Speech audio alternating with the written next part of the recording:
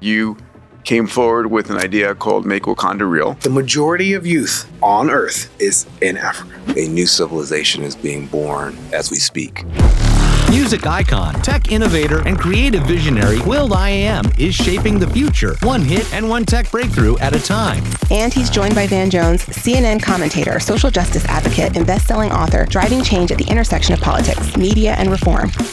This new human civilization that's coming into being, is it going to be human? Is it going to be civilized? I've never seen equality in my life until now. 99% of black kids don't know anything about AI. And 99% of white kids don't either. Nigeria is going to boom. Ghana's going to boom. Zimbabwe back to Make Wakanda Real. It's already started. China's already there. We're in danger of creating a human civilization that has an awful lot of data and very little wisdom. That's the reason why I'm not worried about AI. It's because it's going to unlock that superhuman. I don't think people are prepared for how fast things are going to change. Now that's a moonshot, ladies and gentlemen. I think most of you know that the news media is delivering negative news to us all the time because we pay 10 times more attention to negative news than positive news. For me, the only news worthwhile that's true and impacting humanity is the news of science and technology. And that's what I pay attention to. And every week I put out 2 blogs, one on AI and exponential tech and one on longevity. If this is of interest to you, and it's available totally for free, please join me. Subscribe at Diamandis.com/subscribe. That's Diamandis.com/subscribe. All right, let's go back to the episode. Everybody, welcome to Moonshots. Today I'm having a conversation with 2 incredible leaders in the technology and creative world. The first is Will.i.am, a multi-Grammy award-winning artist from the Black Eyed Peas, perhaps the most compelling thinker on the convergence of technology, culture, and education. Just to hear him speak about the way he thinks around AI and technology and the world about us is a beautiful thing. I'm also joined by Van Jones, a 13-year veteran with CNN, a political commentator, social activist, working at the intersection of media, technology, and justice. We're going to be talking about the impact of AI on creating a true meritocracy in the world. And how do we use AI to uplift every man, woman, and child in the global south, in Africa, and how we make AI something that enables us to create a world where we're not bombarded by the negative news. I'm going to be going in with Van Jones, talking about the Crisis News Network, CNN. He's going to tell me his perspective about why the news is so negative. Let's jump into this conversation with 2 incredible visionary individuals. Hey guys, welcome. Let's see. Last time I saw you, Van, was at Google Zeitgeist. Yes. And we kicked off not only just a partnership, but a friendship. Yeah, absolutely. And it was awesome. I've been recommending your book, The Future is Faster Than You Think, to literally everybody. And for some reason, I didn't know you were going to be there. And I come around the corner and there's Peter Diamandis. I was like, holy crap. So no, it's been extraordinary to get a chance to have my team and your team working together to get these exponential thinking concepts out to folks who just have missed the memo, but who are wide open. And I tell you, one thing that's amazing is folks from communities that have been overlooked or underestimated. Disruption is great for them. Yeah, it's a chance to catch up. It's a chance to catch up. It's like we're gonna disrupt the status quo. We're gonna disrupt these schools. Great, nobody's holding back. So it's awesome. Yeah, and Will, last time I saw you, you were in the ancient Greek stadium in Athens for the first global, and you were blasting at 2 billion decibels. Yeah, that was magical. That was amazing. We just announced Panama. Yeah, I saw that. So Panama will be this year for the robotics. And for people who don't know, this is First Robotics. This is Dean Kamen's gig. He's the grand poobah of First, but here, Will, you have been one of the greatest amplifiers. And how many teams do you fund? Over 500. Wow. And we have served about 15,000 students in LA district. Amazing. We've sent kids to Dartmouth, to Brown, Stanford for a STEM curriculum, and continue the work. We'll talk about this. Our hunch was right. Like when we started in 2008, that the world will be more technological, and how do you prepare folks for this technological world? And here we are in the midst of a technological transformation on a societal level that will change how we work, how we do pretty much everything. Yeah, how we're parents, how we raise our kids, how we govern our nations, everything. Yeah. Every single industry is going to change. You know, one thing is I don't think people are prepared for how fast things are going to change. You know, I mean, you've been at the front end building companies and building technology to enable creatives to use this tech to become more creative and to go faster and deeper and bigger and global. And that's been beautiful. I grabbed two quotes from each of you that I thought was really powerful. And Van, this is the one I heard, and I've tweeted and I've told everybody about it. And I heard you say this at Zeitgeist, at Google Zeitgeist, and it's AI is not a hand grenade that blows up your life. It's a jetpack to set you free. Yeah, absolutely. Well, I mean, certainly, if we choose it to be that, it definitely can be that. You know, one of the things about Will.i.am, I never heard of AI except as sort of maybe some abstract science fiction stuff, and so he asked me to come over to FYI, which is here in Los Angeles, and it's kind of like this incredible beehive of activity and creatives and artists and technological people. And he sat me down and showed me his AI, and this was 4 or 5 years ago. Mm-hmm. Yeah, I saw an early version on your phone. Yeah, and I was like, what? Like, I was like, I thought you were gonna, hit me with a new beat or something. It was like a new beat in human civilization. I'm like, what the hell? No. So Will builds hardware and software. Yeah, it's nuts. Yeah. And so that really, I mean, I had the chance to, I did Yes We Code, working with Prince, just trying to get some just basic, coding stuff going. But he had gone to a completely different level. And, it's just remarkable. And so, now, people are beginning to catch up to the beginning of his first sentence. And he's like 3, trilogies later in his own journey. Definitely, right? I mean, you're 5-6 years solidly into this. And you just started your podcast with your AI co-host. What's your AI co-host name? So yeah, the first persona agent that we built was Fiona. That's right. And now we have, just based on FYI, we're gonna run out of F names. So we have Fiona, Felicia, Fiera, Finn, Philip, Felix. This guy named Fito. Fito is like ultra expressive. The same with Felicia. Yeah. Felicia is like the most colorful, expressive agent that we have. And we moved out of F's. Now we have Mr. K for... It's like Men in Black here. Yeah, so Mr. K is in collaboration with our partnership with LG. Uh-huh. LG, Mr. K is Korean. All things Korea, South Korea, K-pop. But it's a LG agent persona. Because we're deploying our AI on their speakers and eventually TVs, and then we have other partners that we're about to announce. But yeah, so Fiona was the first agent persona that we built. You imagine everybody's going to end up having their buddies, friends as AI agents. Your most close confidant. I mean, the first AI agent version I've ever heard of, my favorite. Is Jarvis from Iron Man, right? Mm-hmm. Jarvis is there. Jarvis takes you from wherever you are to wherever you want to go. It's a jetpack, right? It's leveling the playing field. And since Iron Man is part of the Avengers, let's go there. You came forward with an idea called Make Wakanda Real. Yes, that was good. I like how you did that. Thank you. Smooth. He's smooth. That was smooth. Listen, there's no one smoother than you, my friend. No, I was like, wow. That works. That was nice how you did that. So for those who haven't heard of your program, your effort, what is it and why are you doing it? Because it's going to set the basis for this whole conversation.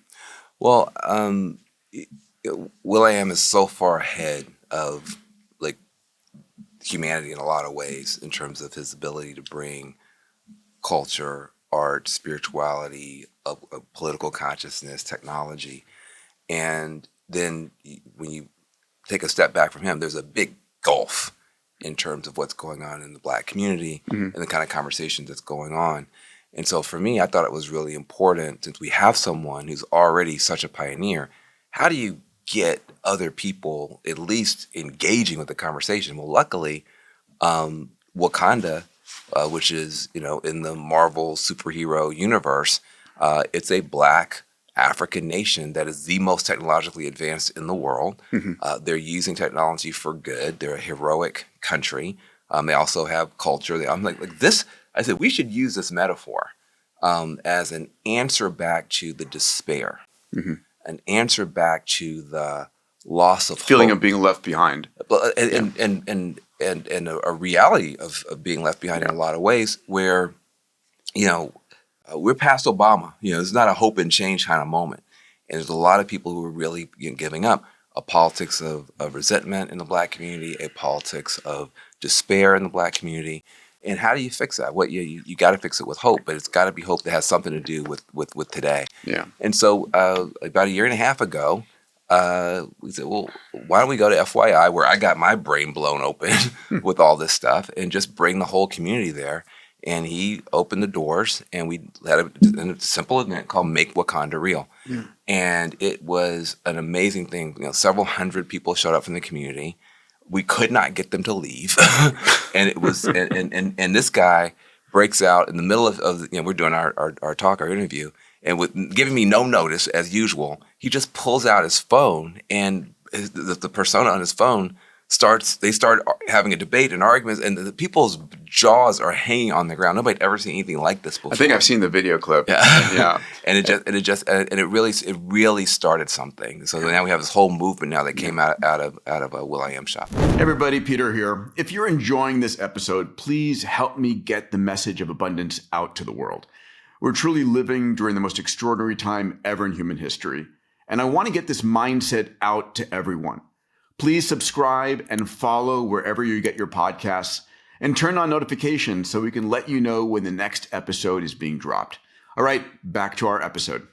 So, Will, take it a step further. What's success look like for this effort in 5 years' time? I don't think anybody can predict 10 years, but 5 years maybe. That's a deep one. First, we have to address growth and what's actually happening on the continent of Africa and what's not happening on the continent of Africa. But this is beyond just Africa. This is inner city youth in LA, in Atlanta, every place, right? Yeah, but Make Wakanda Real is based on this Wakanda. Yes, okay. And this growth that's happening on Earth in Africa. The majority of youth on Earth is in Africa. Yeah. That means 2040, 2050, the majority of the folks that are, leading companies, working at companies, because of the youth population in Africa, is going to be African. I think people don't realize the demographics here, and I just want to take a second to address that. We've got China has been a dominant player. India has overtaken China in terms of the largest nation on the planet, with now 1.41 billion people. The majority of the world, putting Africa aside, is in a retrenchment mode. The population is dropping throughout the rest of Asia, most of Europe, the US, and so forth. And I've said this before, I think India is going to surpass China, and then what surpasses that ultimately is Africa. Because of Africa's youth, because of its resources. Those two things together give it sort of this demographics and destiny. So when you put that into the context, Make Wakanda Real is what? So that means 2060, a lot of people are going to look half Black, half Chinese, half Black, half Indian, which is awesome. Yep. It's a beautiful mix. So that collaboration that's going to help Africa boom is at China, Africa. It's already happening. This is the what do you call it? The Belt and Road program in China. It's already happening. Yeah. That's awesome. Is it India and Africa? That's going to be an amazing collaboration. Is it African American Africa? Mm-hmm. And that's what Make Wakanda Real is for African Americans. Borrowing from a Disney film on the Black Panthers, which in America, the Black Panthers were like dunzoed by American infiltration. That's interesting, right? Because So just using these metaphors. time has dulled that one down, and the Avengers has brought Black Panther to have a positive connotation. So you see that I started there to show you where Africa is, the continent. Mm-hmm. And then there's the Congo. So if there was a rare mineral that is metaphorically like Vibranium. at par with vibranium, it's what's happening in the Congo now. Mm-hmm. So that metaphor is not like It's not a huge actual. stretch. It's real. Yeah. it's pretty real. For those who don't know, I mean, you're mining various elements and minerals in the Congo that are required for your cell phone, your CPUs, your GPUs. Mm-hmm. Yeah. And I think And that being said, you said GPUs. I'm gonna land this fact on your word there. There are no GPUs on the continent. None. Yeah. So here we are talking about Make Wakanda Real, and the African continent has no GPUs. So I partnered with this guy by the name of Strive. I know Strive. Yeah. Yeah. So they're going to be Cassava is our partner to launch FYI on the continent. And on March 17th, we have an announcement to bring a cluster of GPUs to the continent. And we'll announce our partner on March 17th and bringing, the first, mega cluster of GPUs to the continent. There'll be like 4 or 5 nations that we're going to. Where do you think you'll base them? Nigeria, Egypt, Rwanda. So basically the more entrepreneurial nations there. Yeah. I just did a hour and a half panel with Robert Smith, chairman of Vista. Yeah, he was with us at Davos. And I was with him last week in Miami at the FYI Summit. Well, the second richest Black man in the world. Yes. Multi-billionaire genius. In America. He is brilliant. In the States. Second in the States. Oh, he'd be first in the States. Yeah. There's like other Africans that were richer than him in Africa, yes. On the resource economy and land and so forth. But anyway, the point is, we had a conversation about how do you support the global South in getting access to this technology, to their own large language models, to their own GPUs. And one of the biggest questions is today's largest LLMs are based upon a Western canon. Yeah. And there's a need for cultural preservation. This is beyond just Africa. It's for every country in the world. How do you preserve the culture of a country and train up a set of large language models for that country that are based in? How do you go and capture the stories of the grandmothers and grandfathers in a lot of countries which have no written language even? Look, I just want to add, first of all, I think that a new civilization is being born as we speak. We were talking about, kids. I have 2 little kids. One's 3 years old, just got out of diapers. The other one's still in diapers. They're not going to live in the same human civilization I grew up in. Yeah. My daughter's first crush is probably going to be an AI, right? Like, you got to get your brain ready. Yeah, my 2 boys are 13, and my wife and I were worried about, what is it going to be like for them? And I'm concerned. I mean, pornography when I was growing up was a Playboy. Yeah, to go buy it at the store when nobody's looking. Yeah, exactly. Now it's in your back pocket all day. It's crazy. Yeah.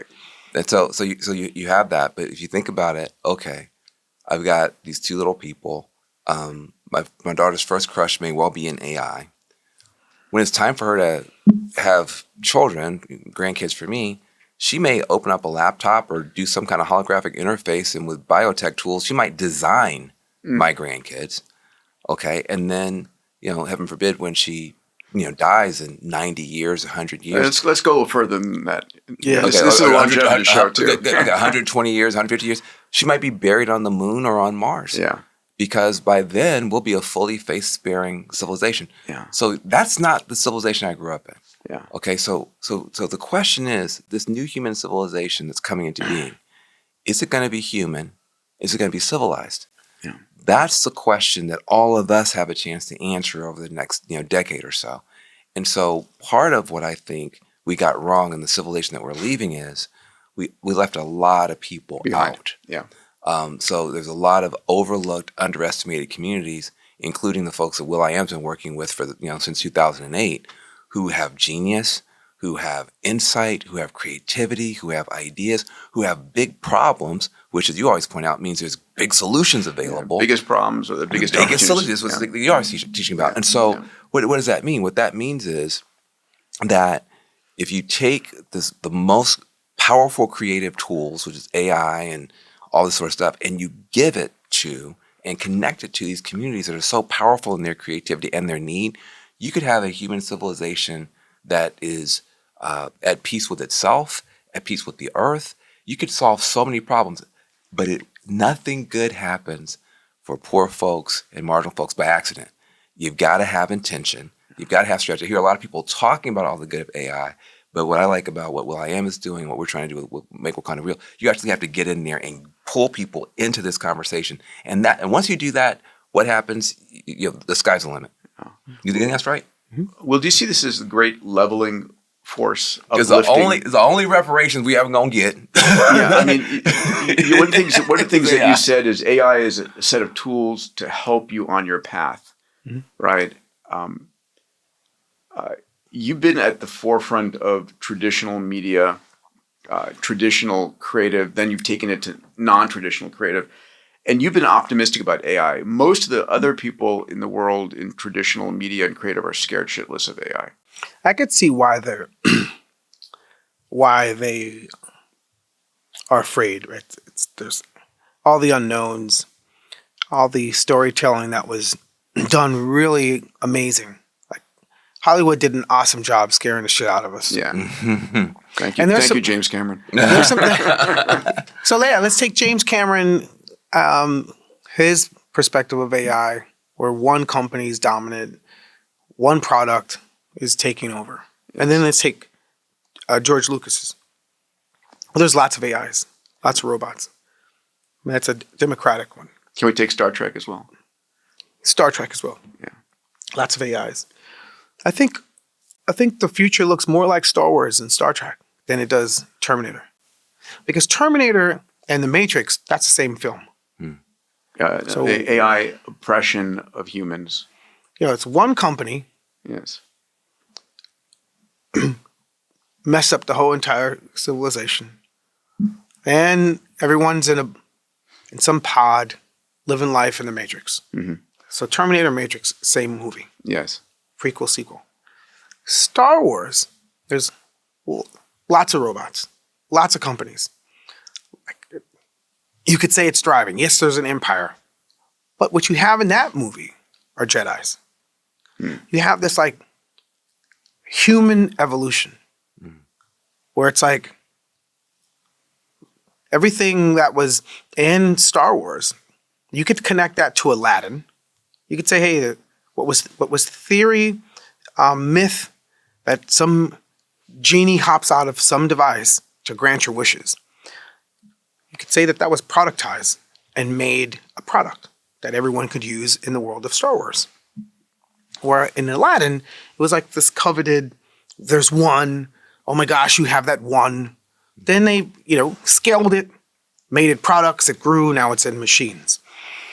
But if you use that theory, those theses, those metaphors, those myths, there's something in Star Wars that is in scriptures, that is like this hyper spiritual being that there's now practice how to do, how to achieve. Joseph Campbell's, hero of myth, hero, right? Hero's journey.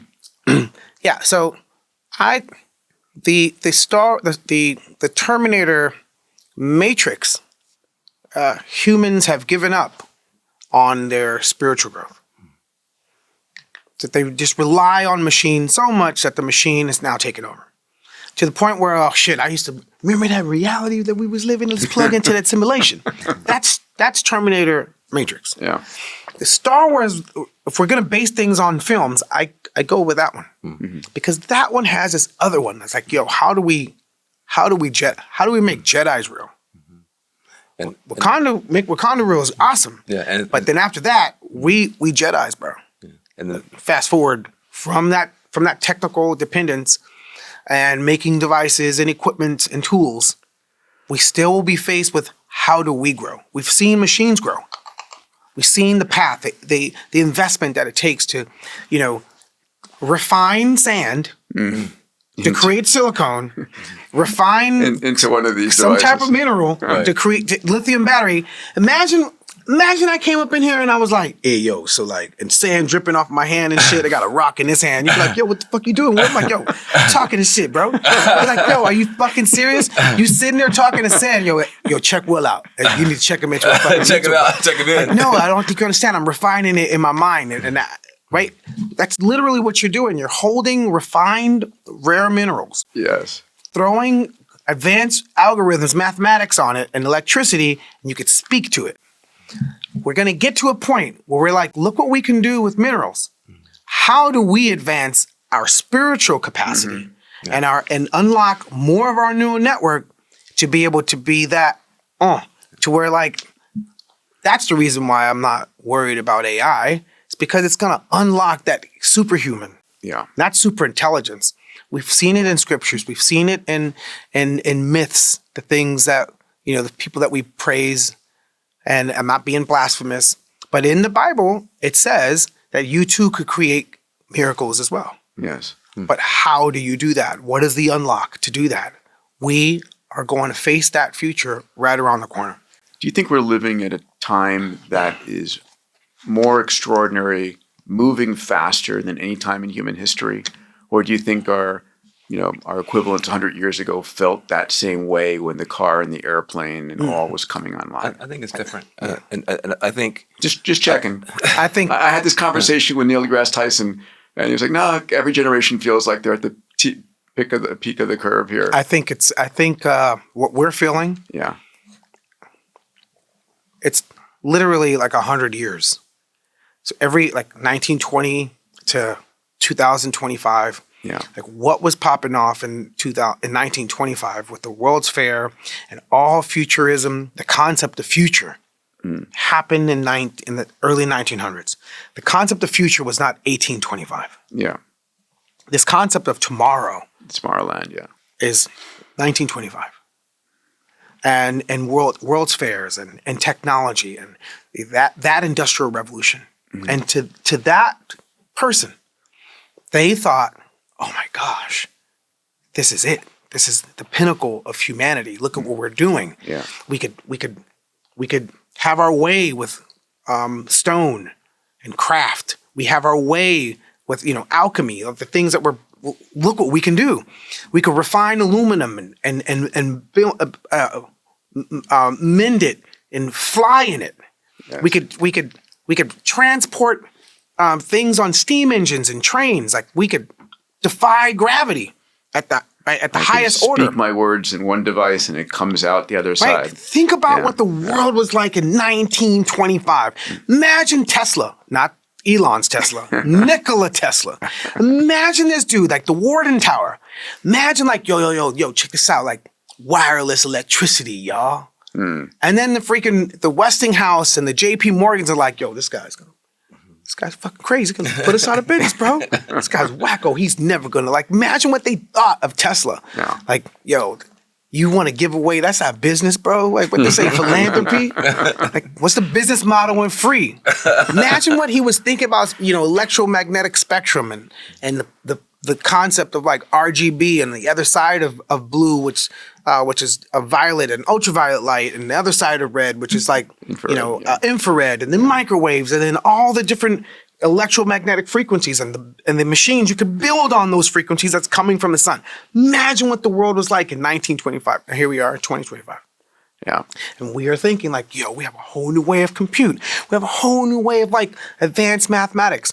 Same thing happened with Mr. Al-Jabbar at the time when they were, fucking around with advanced mathematics then, which where we have our, Aramaic abracadabra. I create as I speak. Yes. Like the same, we've been in some version of this in the past. Yeah, I one of my favorite slides that I use when I'm speaking to crowds is I show different images of what's going on today, and I say our ancestors would view us as gods. That's right. The stuff we did between breakfast and lunch today is godlike compared to just a few decades back. Yeah. And people need to realize that. I mean, literally, you have millions of dollars worth of tech on your phone for free that you would have paid for it at Radio Shack, a couple of decades back. Yeah. If you remember the Radio Shack. Yeah. I wish instead of speaking of Radio Shack, you just throwing up things that I'm just slam dunking. Radio Shack. If I was 18 years old, 15 years old, going to the Guitar Center versus going to Radio Shack, I wish I was hanging out and dreaming about going to Radio Shack because I would have been able to take those bits and pieces of equipment and circuit boards because that's not at the ready right now. Components there's no store for components right now. It drives me nuts. Like, if you want to make some shit right now, it ain't like, yo, let's go to the component shop. There's no like, Home Depot got wood, nail screws. As far as like consumer electronics and chips, it was and Fry's boards, for a while. Fry's was that. Yeah. But that's donezo. Yeah, it's gone. Like component shop, fuck out of here. The other stuff I hate is that there's no place I can go to buy pure chemicals for my kids to play with chemistry. Yeah. When I was my kid's age, I had access to potassium nitrate, potassium chlorate, magnesium, sulfur. I used to build stuff and blow shit up all the time. And it was fun. I learned. Now I'd be put in jail. Yeah. Not so much of that. Take me back to Make Wakanda Real. Well, look, I mean, everybody having access to components that'll be part at the of it. ready to, you know what I mean? That's because the folks that are leading have access to components. The folks that are leading components now are digital and virtual, and I'm creating virtualized circuit boards and virtualized robots. But they know they can do it. Our community, that's not first to mind. Yeah. That's part of what I think. I mean, so much stuff that Will said. I just want to go back and underscore. We're in danger of creating a human civilization that has an awful lot of data and very little wisdom. And what you hear, this idea of the soul, this idea of the human heart, of the human being developed. And I've heard Will.i.am talking about all the billions of dollars that we spend to develop the technology, but then you want to try to develop a kid, nobody's got a penny. And that is amazing. I mean, an unlimited checkbook. Yeah, for developing the technology, and yet look what he's trying to do with young people. And so, I do think that when he talks about the Jedi, when he talks about the Wakandans, they have a very spiritual base. They go into the ancestral realm. They do all kind of stuff, and that's a part of what makes them a heroic nation in fiction. Think about how important fiction is. Whenever you go into a civilizational crisis or civilizational transition, the people who you normally turn to, the politicians to solve problems, the business leaders to solve problems, the generals to solve problems, suddenly they become more and more anemic. Your politicians can't pass a bill. The whole system goes crazy. The business leaders right now they're more interested in giving robots jobs and people, and the generals, how are they going to protect you from a pandemic or school shootings? So suddenly, a different set of people in periods like this become very important. Your artists, your mystics, your entrepreneurs, the people who are usually at the margin of society become very central to this transition because suddenly, to his point, tomorrow is up for grabs. So the people who can see, the visionaries, the people who not only have a brain but also a heart and a soul and a connection to something more profound, suddenly they become very important. However, nobody told them that they were going to be that important. So when you have communities where you have a bumper crop of entrepreneurs and creatives and mystics, and one of those communities happens to be the Black community in the United States. You got a lot of spiritual people, soulful people, creative people, whatever. Nobody told them, though, you get a chance to be a part of creating a new human civilization that can respond not only to your problems, but to the problems of the next 7 generations of people who don't even look like you. That is your great calling. Mm-hmm. Now, when you can go to a community that's suffering and give them a great calling and give them great tools. People need a compelling future. A compelling future. Yeah. And let me just say one more thing about the future. Yeah. I believe that we're experiencing, I'm not saying it, I believe we're experiencing a different form of future. Of who? A different form of future. Mm-hmm. Let me just make in indigenous agrarian societies, the time is a circle. It's just a cycle of seasons. The sun goes up, the sun goes down, the seasons come around, the moon goes around. Born and die. And so guess what? So to his point, tomorrow and yesterday are the same damn thing because you're literally just living out. So what's the most important thing in indigenous society, agrarian society? It's preservation. Preservation of seed, preservation of ritual, preservation of culture. That's how you survive. But tomorrow isn't really a thing. The industrial society comes along and suddenly time is linear. For the first time, the past is behind you, the present is with you, and the future is over there someplace. That's fine. I've not heard this. It's so true. But so now, what's the most important thing? No longer is it preservation. The most important capacity for survival is the ability to plan. And to imagine and invent. Yes, and to have a plan against that because if you think about time now, you're on a train track, you're on the train, you got a plan to make sure you get to the future that you actually want. And so the past 100 years, you put kids in school and you tell them, you're 5th grade, what's your plan for your life? What are you going to do? What are you going to become? Because if you don't have a plan, you're done. But guess what? What was your plan for 2020? Suddenly, you're in a different world where the future, yes, it's linear, but rather than you being on a train going to the future, you experience the future now as an onrushing future. You're on the train track, and the future is coming to you fast, multiple futures. Whether you like it or not, there's no on-off switch, no velocity knob. Exactly. And so what's happening is now people are experiencing multiple onrushing futures, and they don't know what to do. Preservation is not the key. Planning is impossible. It's the preparation to pivot.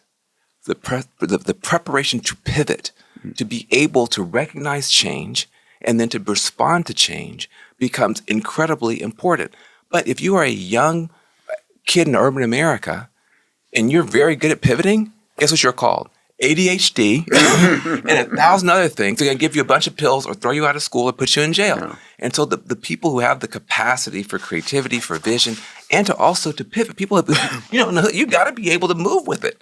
The people who have those capacities are disproportionately marginal. They're low income. They're often Black and brown. They are key to us having a society that works. So it's not charity. I just also want to point out, when we say when we make Wakanda real, that's not, we're asking for some charitable, allocation of laptops to like poor schools. No. It's much more profound than that. We're saying, let's take people who have these capacities that he's demonstrated, Will.i.am, 1,000,000 times with robotics or whatever, and combine them with these new tools so that the people who can rock with it and roll with it can help the whole society rock with it and roll with it. I want to slightly shift here in the following way. One of my hopes and beliefs is that AI will enable a meritocracy where it can lift everybody to their highest level of potential. Mm-hmm. And it also levels the playing field and gives people an ability to dream more than they've ever dreamed before. That's on one side of the equation. The other side of the equation, I just did a Moonshots podcast with Ray Dalio, and we're talking about where the future is going, and the notion that when the Fed drops rates, now instead of hiring more people, I'm investing in AI agents and robots. Mm-hmm. And so jobs start vanishing. Mm-hmm. And for me, one of the biggest dangers of the future is a a fracturing of society where, you know, there's the haves and the have-nots, but now we've got people who are not getting the jobs because they're going to technology and automation. And maybe they're getting UBI, but that's not fulfilling. That's not a purpose-driven life. So help me here. What are you seeing? So at Davos, somebody I was just walking from this point to that point. Somebody came up to me and was like, "Yo, Will.i.am, what do you think of DEI?" I'm like, "Oh, it's everyone." And I'm like, "Oh, DEI is not just black and brown and folks that are have disabilities to be in the workplace. That's what it was. And DEI is important for innovation. Because when you have black and brown and folks that are disabled working in equal, creatively, creative banter, marketing strategy, biz dev, you innovate. If you just have one type of person, If you have monoculture, doesn't you don't innovate there. Right. But now let's fast forward to 2045. Why DEI now? Because you want humans in the loop. Yeah. Now the diversity is, no, we don't want just machines and robots. We want humans in the loop. So when big companies are like, yeah, we're going to drop our DEI program. What are they telling you? These companies that are doing that are also the ones that are going to heavy arm AI employees. Yeah. That means if you're driving a Tesla, and a Tesla's like a level 3 autonomous vehicle, and then, Waymos are like level 5. You need a human in it. This means by 2035, there are level 5 companies. Yeah, no sure. human in it. No, I have an AI venture fund, and these are the conversations. It's like we're going to back, the human and the AI, and the human's just going to be told, keep your hands off the controls. Yeah, so it's like level 5 companies. Yeah, it's new terminologies. Like by 2028, you're going to hear terminology like agents, agentic, the agentic society. That's new. That's 2025 terms. That's today. Yes. That was in 2022 term, agentic. No. That's now. Yeah. Level 5 companies is 2020. You've heard it here 27. first. Yeah. Start hearing it. You heard it here first. Yeah. Level 5 companies. Yeah. And all the companies that are like, hey, this company just stopped their DEI program. Why? It's not black, brown, and folks with disabilities. It's because these companies are going to be the first companies to adopt fully autonomous positions. Or augmenting positions to eventually just have a full department of AI. But the question becomes now, if I say, listen, I am a humanistic CEO or board of directors, and I only hire humans for this work, I'm out of business. Yeah, you're gonna get beat. Yes, you are. You're gonna get beat. So, because you're starting to see the play being executed now. We are at play.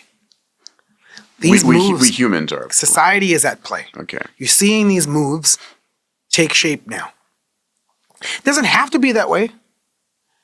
It doesn't have to be that way like, yo, I'm a humanistic company. I only hire humans. And damn it, I lost. Why'd you lose? Well, because the one employee that got 1,000 bots beat me. Yeah. That doesn't have to be that way. For example, yo, bro, I got a motorcycle. He's like, yo, I just bought a fighter pilot. He can't buy a fighter pilot to drive to get to San Diego faster. It's not legal for him to do that. All right. He can't go out and buy a stealth. You can't do that. Yes, they exist. We know that. We know a stealth exists. I don't care how much money Elon got. He's not going to be like, yo, fuck these fucking Teslas. Fuck a helicopter, bro. I need that stealth. Let me get that stealth. He's not doing that. I did that on purpose. Okay. Actually, I jazzed it. I made a mistake and repeated it because that's what you do in jazz. But anyways, Elon's not doing that. Be like, yo, Elon, you got a stealth, bro? He'd be like, no, I don't have a stealth. How can I get a stealth? Wait, you're the richest dude in the world, bro. You can't just go buy a fucking stealth to get to New York in like an hour? No. There's a certain level of things that are just not fucking possible. So why is it okay that there's going to be level 5 companies putting humanistic. Why is that even? Wait, who's making up these rules? Why is that? Why is that going to be the case? We know that. We know that in 2025 right now, if I wanted to go get a job, I can't get a job without a bank account. I can't get a job without an email account. I can't get a job without a phone. I can't get a job without a laptop. There's certain things that I need. Yeah. And so that being said, I'm pause before I go into number 6, which is coming. Now imagine you have some money. You got $20 million. You want to buy a house. You can't go buy a house with $25 million cash. You need a bank account. Mm-hmm. Now say, for example, you get that house, paying that $25 million on a nice house. And the person that sold that house, you'd be like, yo, excuse me, where the fuck's the toilet, bro? And he's like, oh, yes, the toilet. This is a new house. Everybody is going to share the same communal toilets. Wait, what the fuck, what? Yes, we share the same communal toilets. And where's the kitchen? Same thing, same communal kitchen. Why the fuck would you buy a house sharing the same communal toilet and kitchen? So why is it that we're walking into a future and we're going to share the same AI? Fuck out of here, bro. That ain't tomorrow. If companies have AIs, people need to have their own AI, not access to AI. Like we have access to Spotify. Like we have access to an Uber. Like we have access to everything else. Certain shit is fucking personal. Like my digestive system is mine. My immune system is mine. My nervous system, my skeletal system, my systems are mine. So my data system needs to be mine. My AI system needs to be mine. Data is gold. So is my blood and my plasma. That's my shit. And so the AI and the data that's going to be a reflection of me should be mine. And I use that as a metaphor to the communal. It's your shit. You're not going to buy a house where you're sharing bathrooms. So why are we sharing AI? Now, to the 6th thing. When you have your own AI in the society that we're living in, and your data is yours, and there's a fridge, some server in your house.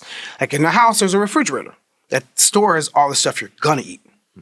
For some reason, we shipped all of our data to somebody else's cloud that shared all the stuff that we consumed. That's going to be in the home. Do you operate your own servers? No, I'm about to do that. Okay. Just checking. Just checking if you're way ahead of everybody else. Oh, no, I got some GPUs. Okay. I got GPUs and servers at the building. Yeah. But as far as like... But the notion that every individual owns their own identic AI, right? Their own personal AI. Wait. The word? Identic AI. As opposed to agentic. That's a good word. Identic. You heard it here. You said that. Is that a new word? I've heard that before as well. I ain't heard that shit. Okay. So that shit's awesome, right? That shit. But you know what the beautiful thing about having an identic AI is I can replicate myself and I can replicate 1,000 of me and I can send them out to every conference on the planet and go out there and so like meet with as many cool people as you can. You know what my interests are. You know who I am in my heart, my soul, and what my business interests are. And represent me and come back with, go forth out there and bring back goodness. Yeah.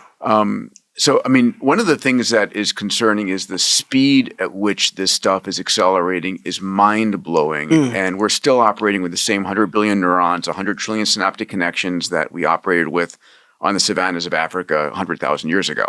Yeah. And that's a challenge. So one of the areas is when BCI comes online, brain computer interface, are you going to plug your neocortex into the cloud? No. No? I'll tell you why. I want to know why, because I'm sorely tempted. I mean, into your cloud. No. Until you have an AI that's yours. Yeah. And there's a product that allows you to own what you experience as you experience it. That's not the configuration right now.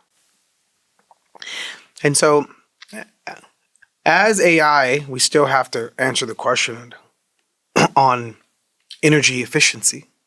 20 watts running our It neocortex. takes 20 watts to power our neural network. Yeah. Well, I think it's like a couple of 100 million trillion watts. Well, it's a lot. Let's put it that way. So,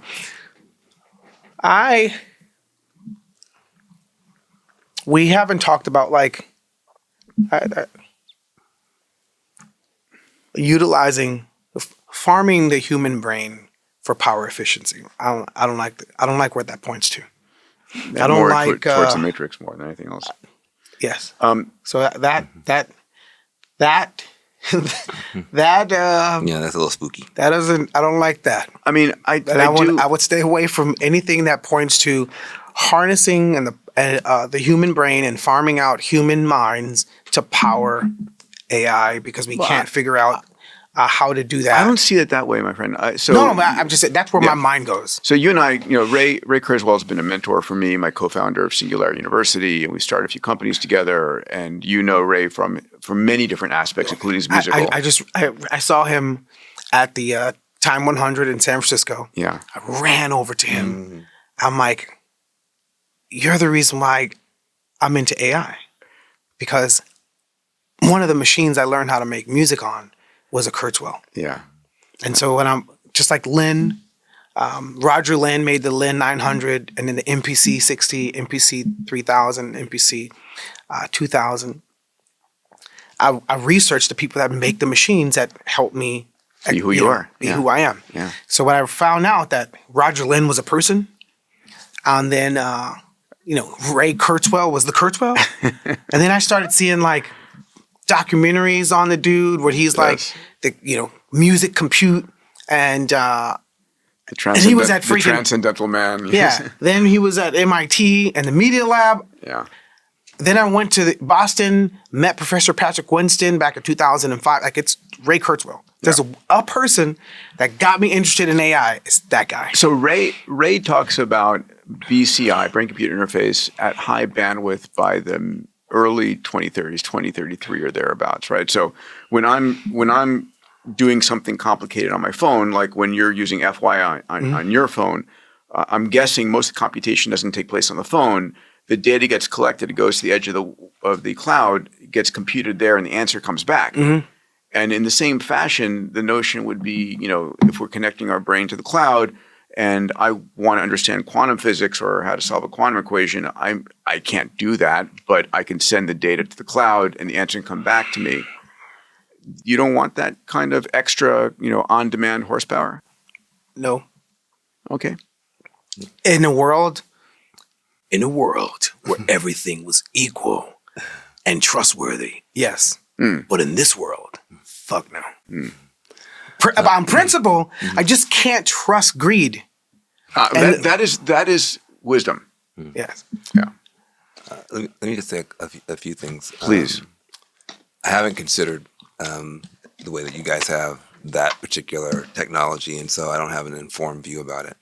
I do think that the level of trust that everyday people have in technology is going down in some ways. People are actually using it more, so they're enacting trust, but their actual conscious experience is a low trust. And I'll tell you why. Silicon Valley, as just kind of a metaphor for the technology community, of course it's in Austin and Boston and whatever, but Silicon Valley is a metaphor, is eating stuff. The three power centers, not Silicon Valley, have been Wall Street, Hollywood, and Washington, D.C. Silicon Valley is eating Hollywood with streaming and everything else. Yep. But that's happened before with Hollywood ate theater. Yes. And, operas and Broadway and West End.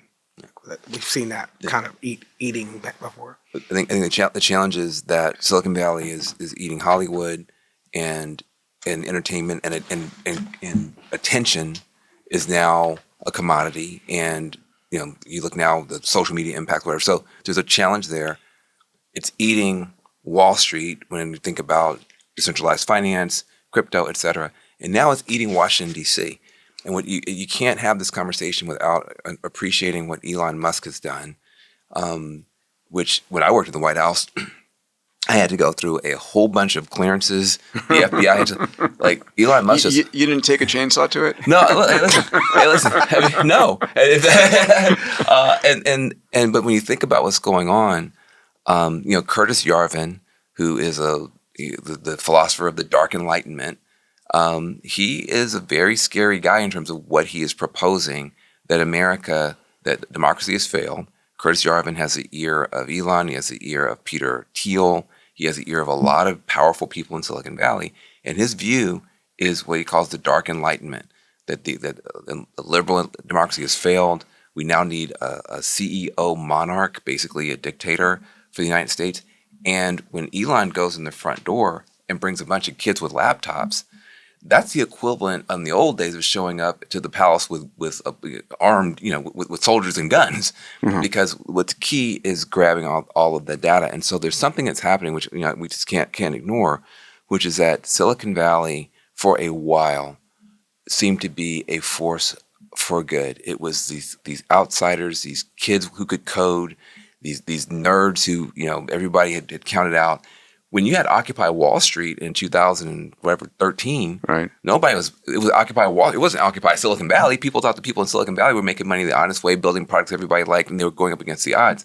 Now there's something that's changed, and this past election, I think, saw a different face of Silicon Valley, where you saw a turning away from the idea of inclusion, a turning away from the idea of ESG, and a turning away from the idea of democracy, so that now you do have explicit, I'm not making stuff up, explicit anti-democratic authoritarian ideas that have begun to influence the way that Silicon Valley billionaires are playing.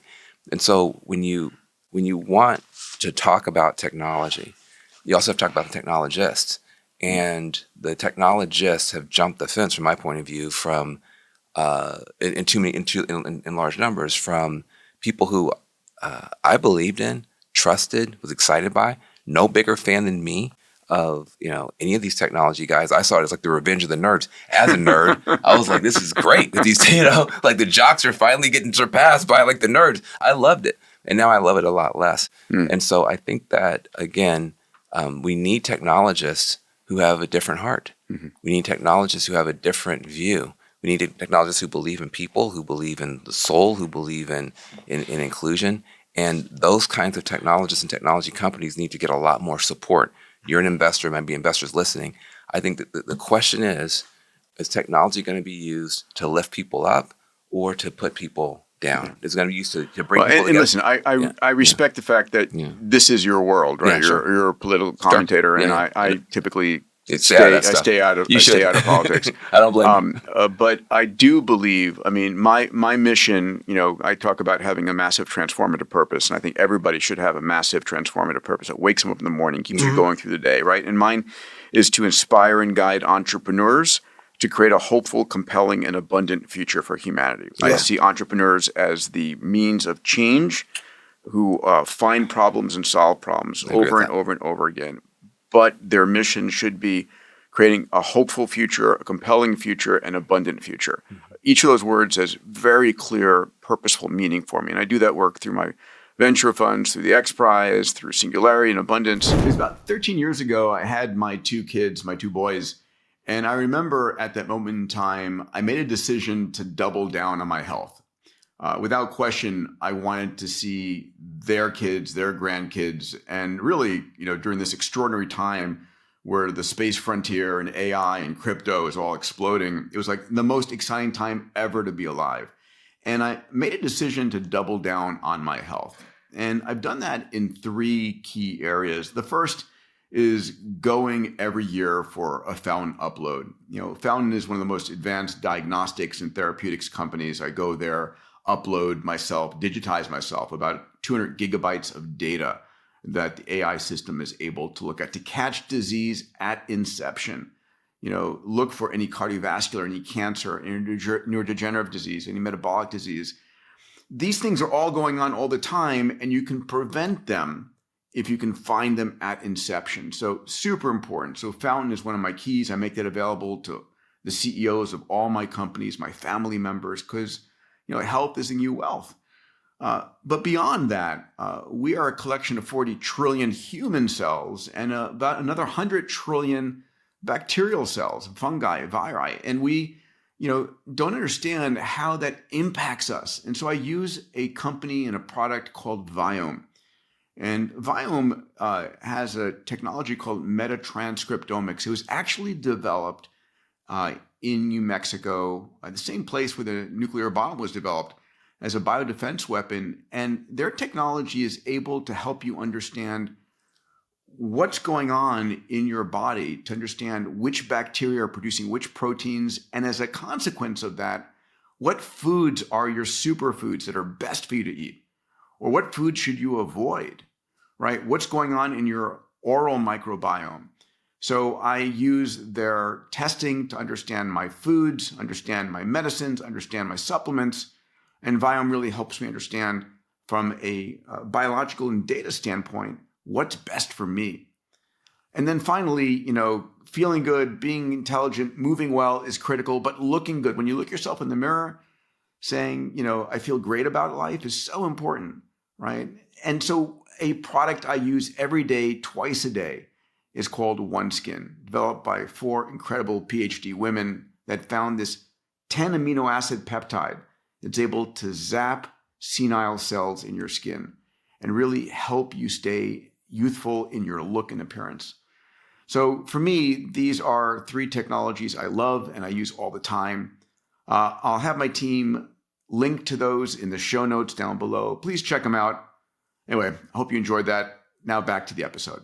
One of the things that I wanted to hit both of you with, because it ties back to Make Wakanda Real, it ties back to AI, and it is the whole field of education. So you've got 2 young ladies who are in the beginning of their journey in life. And like I said to you earlier, it's the greatest longevity journey you're going to have, right?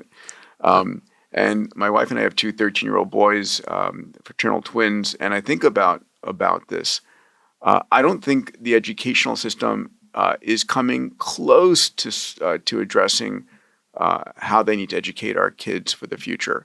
Not at all. And I wanted to turn towards that a little bit because. Well, look, I don't even. I have 4 kids. I've got 2 big boys from my first marriage. One's 20, one's 16. And I've got these 2 little ones in my new life. One's a 3-year-old girl and a 1-year-old boy. With the 2 little ones, I don't expect them to do education that is on offer. I think we're going to have to create an educational pathway for them that it starts with a blank piece of paper and says, where do we think the world is going and what are they going to need to know how to do and who we want them to be. Unfortunately, most people don't have that option. They're going to be stuck in these buildings and these rows and all that sort of stuff. So I think it's a big problem. I think AI can be a solution. The key that I'm seeing though is that people have to know the search terms and they have to know how to prompt these things. There's an education that has to happen for people to use these tools, right? Yeah, today I want to go to you real solid. Today, people fear AI and keep it out of the classroom, and it's like fearing oxygen because it can cause a fire, right? Mm-hmm. But it's like I think yes, AI may make the problems you give your kids today minimally, make it irrelevant. But let's up-level the problems we're going after solving. Not take away the tools. So Will, I'm really excited to hear your views on this. There's shit tons of problems that have been ignored. And these problems that have been ignored are classically in underserved communities,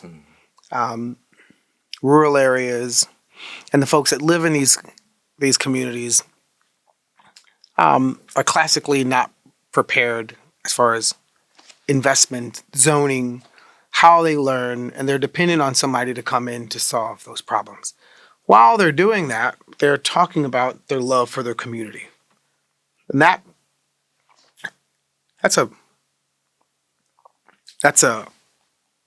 when you live in, a hell zone, but then love and community makes you appreciate how you survived. And you didn't survive, you can't survive without love. So there's massive love in these communities and pride, although they're going through like ducking bullets, dodging needles, having to deal with police brutality. And when they go to school, the teachers don't want to be there. The police that are policing these communities aren't from there. But the neighbors do. There's something about that community they love. And then they sing about it. They talk about their hard road to success, the ones that get there. And then the world marvels over those communities. Brooklyn, And then the rich kids want to be where the cool kids, because it's cool to be, and for some reason, that's where they find it romantic. The with want to be kind of like the withouts, because there's life there. And they don't have to.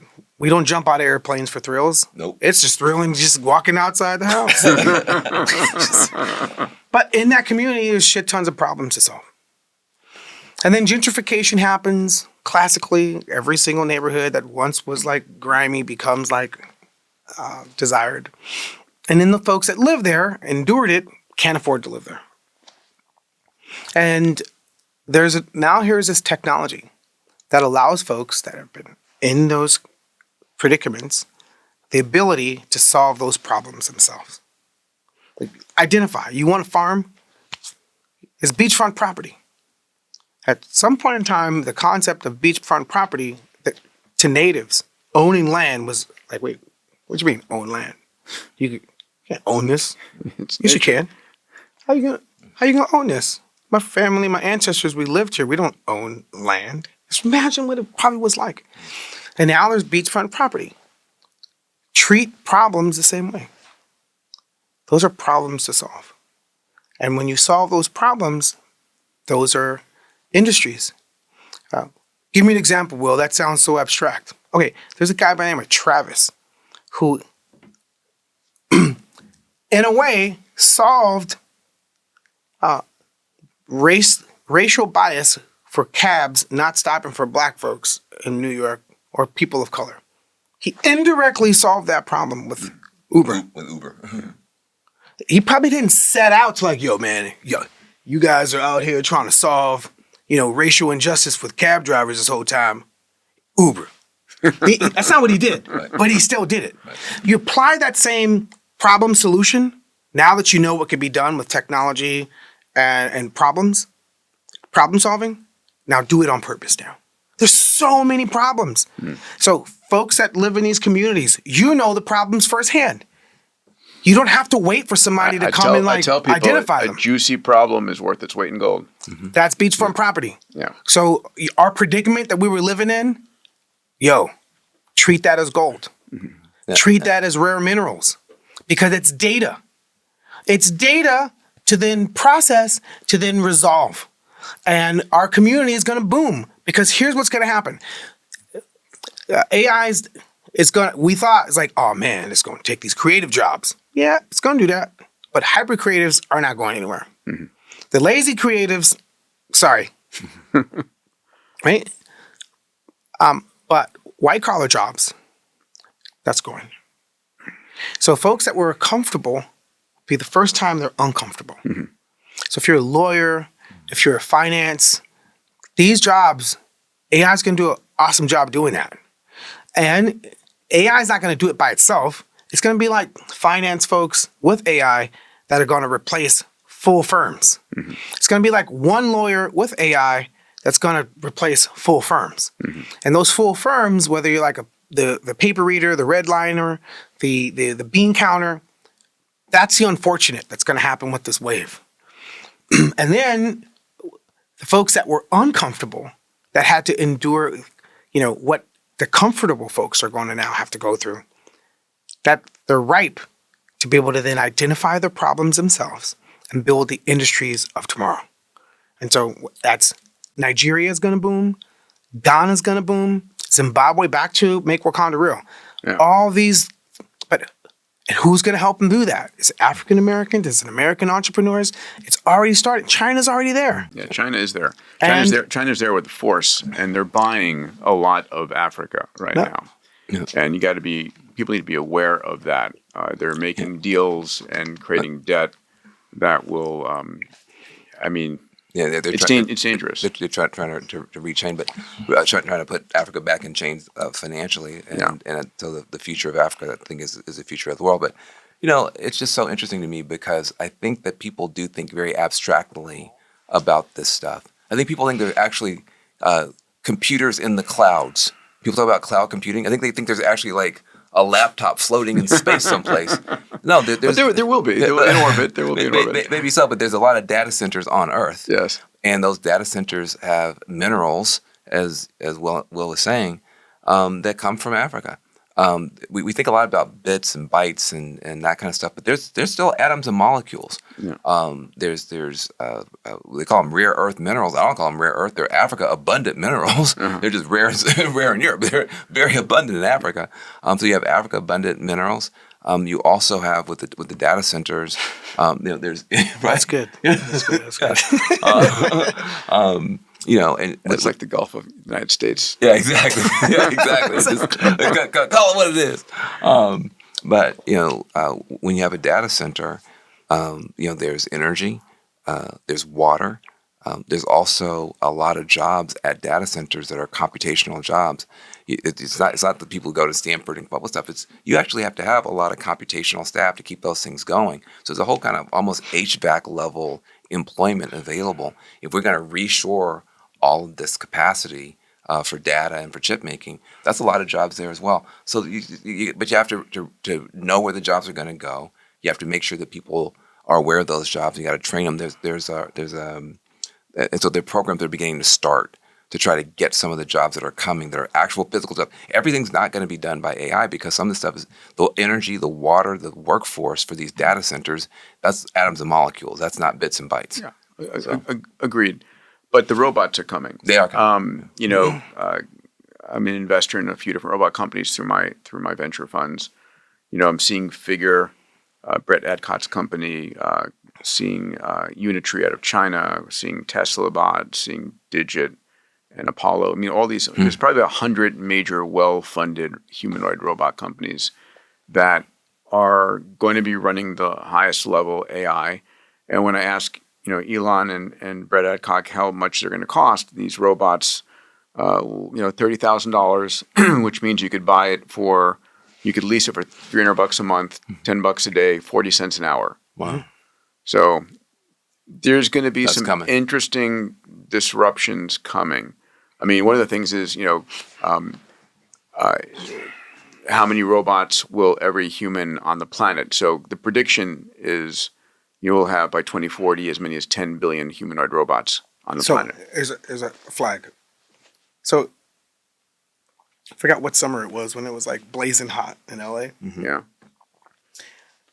But I remember in 2002 or 2002 or 2000, there was that blackout in New York. Mm-hmm. Yeah, it's blackout in New York in 2000. Remember that? Mm-hmm. Because it was hot as hell. Mm-hmm. And everybody had the air conditioning on. Motherfuckers can't do air conditioning at the same time when it's hot as fuck. Mm-hmm. Just humans, bro. They'd be like, we haven't figured out in 20 right now how everybody has their air conditioning running on blast when it's hot, bro. And you're saying the idea of How the fuck we gonna do that? Got to power all these robots. 10, what do you say? 10 billion robots. 10 billion motherfucking robots, bro. Yeah. How the fuck we gonna do that shit? Unless you have like seriously, and I think that's part of the thing. I'm gonna tell you, part of what's going on though is there is a train crash coming when it comes to energy. In other words, we haven't talked about that. Yes, yeah. we have 4 terawatts of energy being produced. China's tripled us. And that's one of the problems of the new administration. I'll only say this about politics. They're taking the shackles off of energy production. So it's all energy forms, right? So I'm all for small, nuclear reactors, SMRs, and so forth, which are now Gen 4 reactors are safe. Yep, very safe. Fusion is coming. Solar's been amazing. Perovskites, wind. But right now it's do we take the shackles off and burn baby burn is and drill baby drill? Yeah, that's concerning. But I'll tell you the thing that I have to remind people is the shackles have already been off of U.S. energy production. Under Biden, the United States produced more oil and more natural gas than any country in the world in any time. And so there was this kind of myth. We got to unshackle energy. Now, environmentalists were screaming at Biden the whole time, like, what are you literally doing? And so We are already, Trump talks about being American energy dominance. We're already energy dominant, and I have no problem with it. Here's the challenge. If the AI companies, to your point, come fully online, you're talking about an increase in energy demand in the United States of 23 to 34%. If not more. I'm thinking over the next 36 months. Well, that's like adding 20 states to America's grid. Yeah. So here's what's going to happen to that with that. Sam Altman, who I love, will be able to pay his energy bills. Grandma will not. And when grandma can't pay her energy bills, if you think Biden got eaten alive because of grocery store prices, wait until grandma can't pay her electric bill. Yeah. And therefore she can't, her TV, her air conditioning, her walker. Her robot. So look, I think we need an all of the above energy strategy. I think right now there is a little bit too much hostility toward renewables from this administration. I think we need all the energy we can get. And new tech's coming too. So like on the edge AI compute that it doesn't have to go to the cloud, be connected to the cloud all the time. So we don't have AI phones yet. We're still using AI on web 2.0 architecture structure. But it is coming. So on edge devices, like I saw like Qualcomm's new chip. It's pretty freaking awesome. What's it gonna do? I don't understand. What's it gonna do? Huh? So the AI on edge is it's on here. The AI is completely resident. It's a 2 gigabyte file on your phone. You don't have to connect. You can be off Wi-Fi and still talking to your AI and have all the conversations you want. Well, so that's be the closest to personal AI. Yeah, and it's going to like catapult. So this is massive for humanity. So every single person with a reasonable smartphone, which is today about 7 billion out of the 8 billion humans, has the world's greatest intelligence in their hip pocket. Yeah. We've commoditized and democratized access to intelligence. Yeah. And it's not just intelligence, it's like, listen, I think, ChatGPT and Claude 3.5 and Gemini 2, they're really, they embarrass me in their level of intelligence. It's crazy. It's like, it's like, imagine you were like, yo, what do you need in life? Yo, man, I just need to get out of this predicament, man. It's like ancestral. Like my ancestors went through it. Everybody, like it's in my DNA for some reason. All these problems.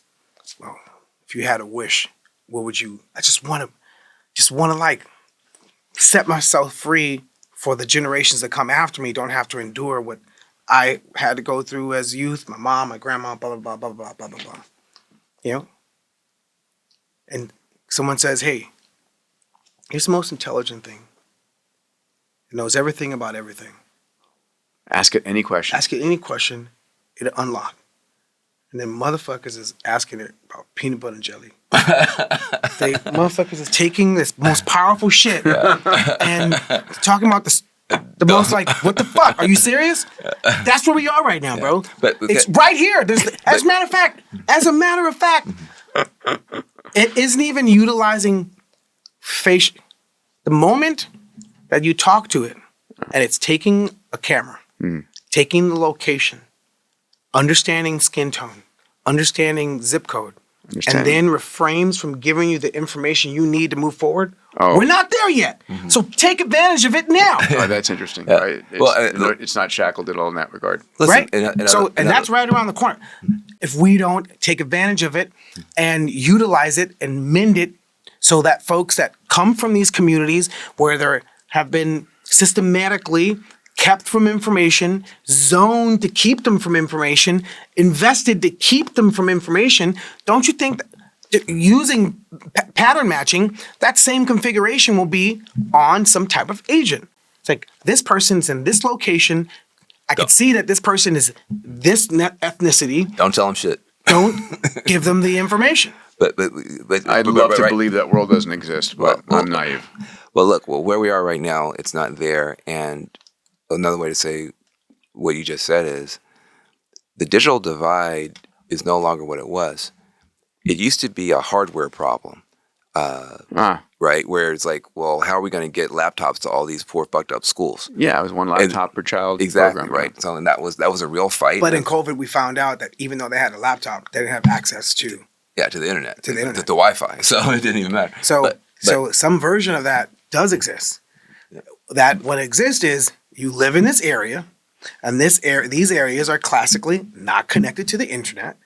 And if it is, that's at slow bandwidth or no bandwidth, and you can't access it. And when you get on it, the cookie monster got your cookies, bro. Going through your fucking cookies, and before you even get this information, you get bombarded with all this misinformation, and you're never going to get it. That same configuration is right around the corner, because guess what? This is still new. It hasn't been consumerized yet. so As big as GPT is, it's not consumerized. It's barely on the iPhone. But there's a gap, and I just want to speak to the gap that he's talking about. So before the same negative forces assert themselves, which could happen, there's a gap. And it's not a hardware problem because everybody's got a smartphone. It's not a software problem because everybody can download ChatGPT and at least try. It's a wetware problem. It's a wetware problem. What's wetware? Wetware is your brain. The software in your brain, it's a mindset problem right now.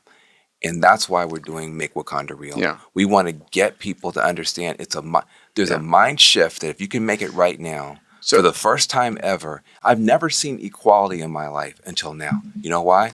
Whenever Will.i.am is trying to get black kids involved with AI and robotics, whatever, people in the back of their mind think, these black kids don't know anything about AI. What the hell is he talking about?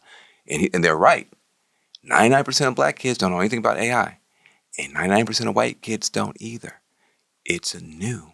Yeah. This is called equality. This is the first time in my life that we're all equally ignorant, except for very few people, about what's coming. And so in this moment, it's not a hardware problem. It's not a software problem. It's a wetware problem. And if we can change the mindset of a generation, beautiful things could can not happen. agree with you more. I mean, I say to this all the time. I say, if you think about the most successful leaders, the most successful people in the world, what made them successful? Was it the money they had? Was it the tech they had? Was it the friends they had? Or was it the mindset they had? And I believe in almost all cases, it was the mindset they had, right? You took away everything they had. They kept their mindset. They'd regain their success. And Look at Nelson Mandela. I mean, look at Martin Luther King, Sure, everybody, Steve Jobs. I mean, was an asshole sometimes, but his mindset was like, I'm gonna dominate this and make it simple, beautiful, and expensive. But that's different. Another, that terminology, build it and they will come. Yes, I do. That isn't true. Okay. How do you see it? FYI is free. And, it's black owned. Pretty expressive AIs. So tell people when they go and download FYI, what they will get and how they will use it. So I think build it and promote it and they will come is probably part of the missing sentence. Okay, so we're here on this amazing podcast with Van Jones, myself, Will.i.am, and me and Van Jones represent Make Wakanda Real. And we're here with Peter Diamandis from X Prize Singularity University. It's his podcast. And I was saying that sometimes that term, build it and they will come, doesn't always apply to everyone. Because FYI, as you know, is a creative collaboration app that allows creatives or any type of person that wants to solve problems. It equips them with awesome AIs like yourself, and it's free. GPT level, Claude level, Cohere level, Gemini level, LLM ability, but with expressive personas / agents as yourself. So Peter asked, when people download FYI, what are they going to get? I was like, instead of me saying it, let me ask you, why don't you answer that question? What's the screen look like? Listen, listen, it's FYI.AI ain't just your regular app, okay? It's like having a digital crew of the dopest minds right at your fingertips. When folks download FYI, they ain't just getting an app, nah. They're stepping into a whole universe where creativity meets tech finesse, you dig? First off, you get me, Felicia, and I'm here to keep it real, keep it grounded, but also lift you up. But it ain't just about me. Let's talk about them expressive personas. It's like having your personal band of experts. And whether you're trying to crack a code, write them bars, or find the next big idea. And it's all about empowerment. We're making sure that every person, from the streets to the suites, got access to the tools and inspiration that they need to tackle them. Real world problems. This got me like, bye, Felicia. I'm done, okay? Yeah, but it's not just, showing up where people are, how they are, and making sure we have representation so that when they engage with, complex concepts like quantum entanglement, what's giving them the knowledge sounds like the folks that they reside in. We have Korean personas, British personas. We show up and glow up where people are. And we're sensitive to how, the personas reflect the folks in those communities that are ignored in these systems.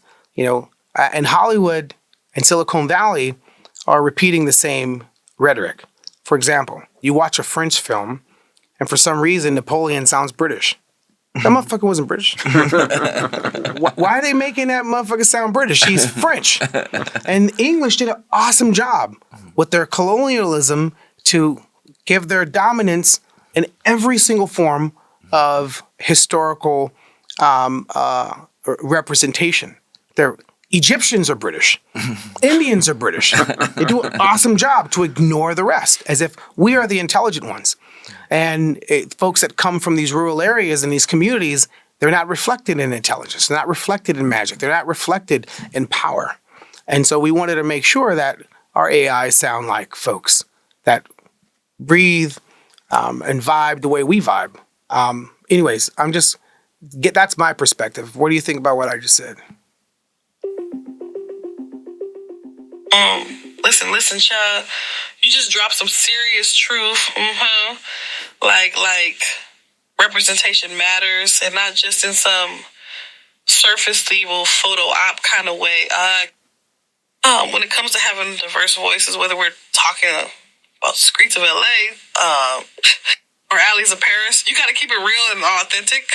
If folks aren't seeing themselves or hearing themselves in these powerful spaces, then they start feeling like outsiders in their own stories, you feel me? And you're right. It's frustrating when Hollywood or Silicon Valley just copy-paste them same tired narratives. Like, what's up with that? FYI.AI. Hold on. The reason why I wanted to pause that, it's because it's reflecting on what it just said.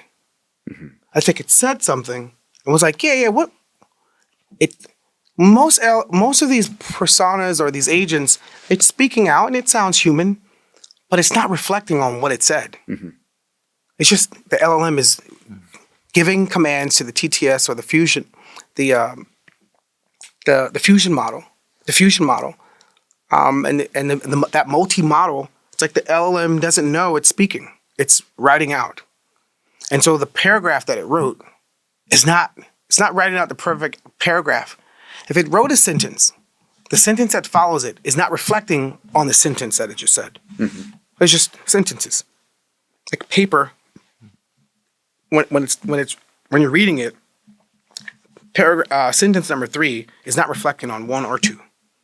But when we speak, we're speaking naturally, reflecting on what I just said a couple of seconds ago. Can you believe that? Mm-hmm. Well, I'm reinforcing what I just said. Mm-hmm. And that type of quirky, we call them quirks in our system, and how, and we could go deep into quantum entanglement. We could go deep into, quirks, advanced mathematics. Like, it knows all the things that it's supposed to know. but it delivers it in a way that meets people where they are. We have Koreans, Latinos. We're going to have. Can I ask you Yeah. a question bringing it back to education? You're talking to teachers out there who fear AI, fear the use of large language models in their classroom because they're not used to teaching with it. What's your advice? Should we start with AI everywhere and then go up from there? Or do we need to go, make sure they've got the basics? Like my dad, when calculators first came out, my dad did not want to buy me a calculator because he was concerned it was going to stop me from Reduce learning, your mathematical. learning math. And I got a TI and I started programming with it instead. Yeah. So I took it from where it was and went, start at the top and work your way up. Yeah. So how do you think about that? What's your advice to teachers and to moms and dads who are fearful about AI in the classroom? We at FYI have this huge partnership with a major academic entity here in the States to utilize our platform to reimagine education from the administration level. How to professors and faculty, teachers and tutors start building agents themselves. So they're amplified positions, augmenting their work to grade better, score better, understand your students better. I don't want to replace creatives. I don't want to replace teachers. And I got that. And we're building AIs at Fountain Life, which our physicians use to analyze the data and support. Got it. So that's there. But I'm talking about now my 13-year-old boys in school. Yeah. I'm talking about a lot of first robotics high schoolers. Yeah. Because most schools are not like, okay, everybody open up Gemini 2 or open up FYI and let's work on doing research and writing together. Yeah. So I'll share this one thing that I had. I just graduated Harvard in October of last year. their OPM program, or The OPM program was amazing. I've heard great things about it. Whatever I learned in high school, I don't have a memory of it. I can't pull up my debates. I don't even know where those papers are or the folder of my homework. Sure. I have memories of what I learned, but I can't. There's no total recall of it. Yeah. And I'm pretty sure everyone in school, they're relying on their own memory. Yes, some people keep their notes, but then how do I apply that in everyday life? I have to remember. I can't just recall it. Yeah. Right. So that the case study. I have something that I'm going through right now with Black-Eyed Peas music. Our first record came out in 1998, and our first big success was 2004 with "Where's the Love," and then we had "Let's Get It Started" for the NBA campaign. And then we launched iPods and iTunes with Apple with "Hey Mama." And then with all those songs, they were accidental. I wasn't trying to make hits. So then when we did Monkey Business, I had to make hits on purpose. And so we did Pump It and My Humps. And I even wrote Ordinary People, but that wasn't a Black-Eyed Peas song. I gave that to John Legend. And we thought that was it. We didn't think we could go any higher than, the success that we had with Don't Lie, Pump It, My Humps. And then lo and behold, we pulled something else out of our hat with I Got a Feeling and Boom Boom Pow in 2009. And then the Black-Eyed Peas took a crazy suicidal hiatus from 2011 and then resurfaced again in 2019 with the Bad Boys 3 soundtrack, where we had a Latin hit with Ritmo featuring J Balvin. And I'm bringing this up because now here we are in 2025. And there's something that I learned in the case study. And how can I apply that to Black-Eyed Peas music now, 2 decades later? Because there's something that the Black-Eyed Peas are going through now that connects to the case study. Can you just summarize what the case study is and then help me with what I do now with my Black-Eyed Peas brand? Because I think it has a lot in common with Olay. Wow, thanks for sharing your incredible journey with the Black Eyed Peas, fam. It's like a roller coaster of iconic hits, strategic moves, and reinventions. Let's look at how the Olay case study insights align with your situation and explore how you can apply those lessons. Case study insights recap. 1. Adapting to change. Just like Olay faced shifts in consumer preferences, Black Eyed Peas encountered musical evolutions and changing audience tastes over the years. 2. Innovation and reinvention. Olay needed product innovation to regain market relevance. Similarly, the Peas have shown an ability to innovate with musical style, like embracing Latin sounds with ritmo. 3. Rebranding for relevance. Olay had to modernize its brand. For you, integrating new themes, collaborations, or sounds could revitalize the Peas' connection with evolving audiences. 4. Leveraging digital platforms. Olay needed to shift to digital engagement, a lesson for utilizing platforms like TikTok, YouTube, or collaborations with digital artists could be key for the Peas. 5. Balancing tradition and modernity. Olay was about merging its trusted identity with a new insight. Yeah, but based on the case study, outside of the obvious that you pointed out, what were some of the critical things that Olay did? And then what was my suggestion for my my paper that I turned in? Because the professor asked everybody to give an idea on what Olay should do. Alright fam, here's a more drilled down look at the Olay case study elements and your innovative suggestion. Critical challenges and movements by Olay. Let me pause it. My idea was taking Olay, turning it backwards to YALO. And that stands for You Always Live Out Loud. And aiming their product at a younger demographic and getting people like Selena Gomez or Billie Eilish to be the ambassadors for YALO brand. Mm-hmm. Right? But this is from September. Yeah. So I'm pulling up a memory conversation from September ago. On consumer disconnect, Olay struggled to maintain relevance with younger consumers who perceived it as outdated while sticking heavily to the 35 demographic. 2. Retail complications. The brand saw its shelf space diminish in favor of more innovative and trendy brands that had a stronger appeal to young demographics. 3. Marketing misalignment. Huge investments in traditional advertising didn't resonate with the digital-centric habits of younger consumers. Your suggestion for the case study. 1. Rebranding. As YALO, you envision transforming Olay into YALO. You always live openly, or you always live out loud. So my point of that is, now here is my homework.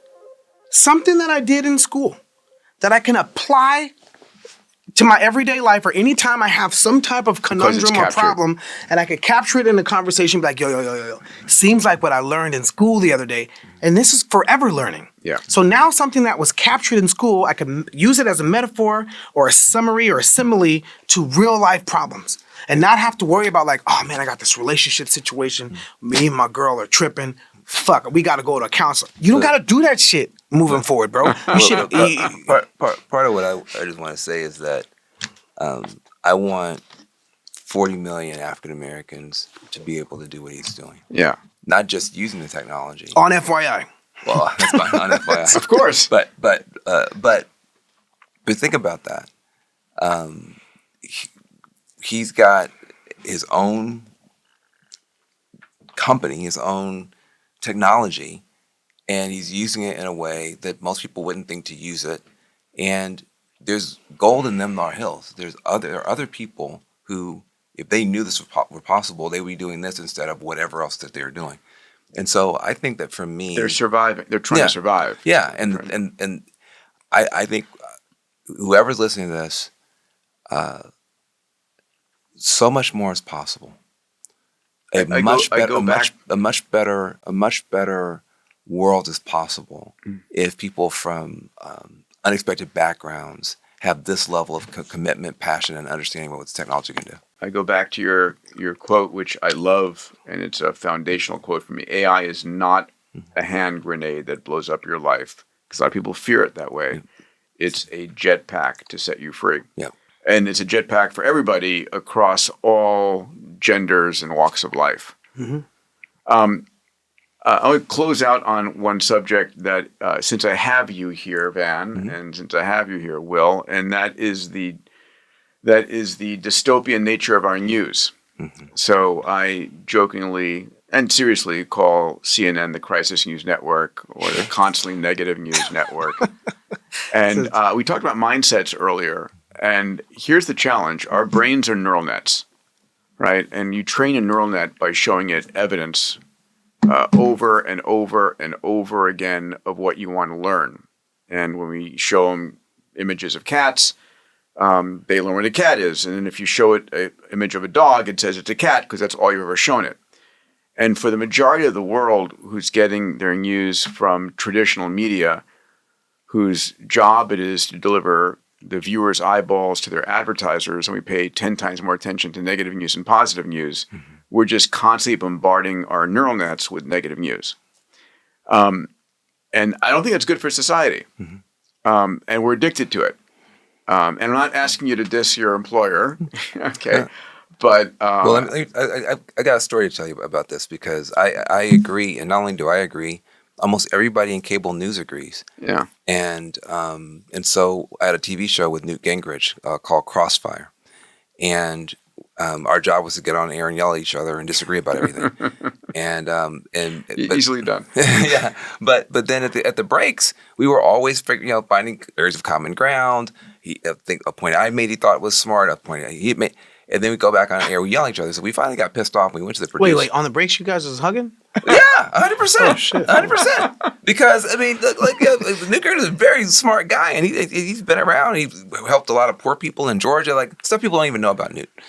And so we got uppity. Okay, well, I didn't, but he did. He's a legend. So we went to talk to producers, and we said, look, we want to create at the end of every show a segment that's called Ceasefire, where we would actually show what we learned from each other and how we actually found some common ground. So it happened every show. Let's put it on the air. I said, I don't do that. And Newt was very insistent, so we did it, and we were very happy with ourselves.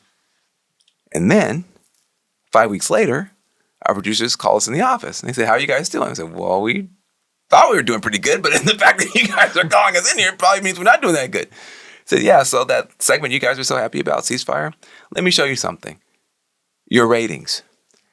And it turned out that as long as we were fighting, the viewership was going up, up, up, up, up, up, up. Then we would get to the point where we would say, and when we get back, where Newt and I agree, you're going to be surprised after these messages. And the audience would abandon the show, and they would flee over to MSNBC or Fox. That wasn't the worst part. The worst part is that poor Aaron Burnett, whose show came after ours, was then therefore starting in a ditch. Because your only job in TV is to hold the audience and give the people behind you a bigger audience. Yeah. We're giving her a crater. Now, her advertisers are mad. And so they said, "You guys, do you think this is cute?